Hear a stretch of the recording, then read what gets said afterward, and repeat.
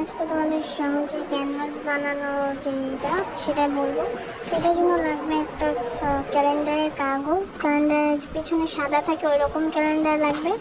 তারপর এরকম ক্যালেন্ডার নিচে আর লাগবে কার্ডবোর্ড। তোমরা যে কোনো কার্ডবোর্ড নিতে পারো, অনেক ধরনের কার্ডবোর্ডে আছে। তো ওই কাগজটাকে এভাবে কাটতে হবে, পাশ দিয়ে জানি হয়। তো কাগজটাকে আমি এভাবে কাটবো, উপরে আঠা লাগাতে হবে। মিমকাটা দিয়ে দিলাম, মিম যাতে এটা কাজ করতেছে। তো আমি দিন ওরকম সেমভাবে আরেকটা করে নিতেছি, দেখাই।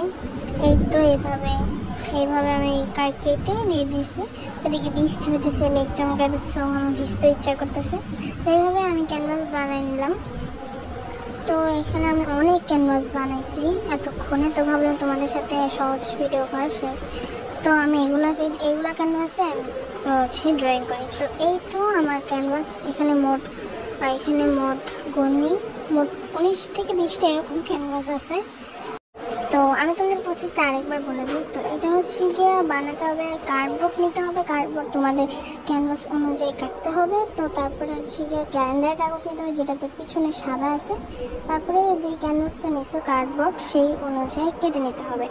তারপরে কেটে নেওয়ার পর হচ্ছে গিয়ে সাদা পিসটা থাকবে সামনে, আঠা লাগাতে হবে। ক্যালেন্ডার পিছনে যেখানে কোনো ছবি আছে সেটাতে লাগাতে হবে। তোমরা প্রসেসটা বুঝতেই পারতেছো।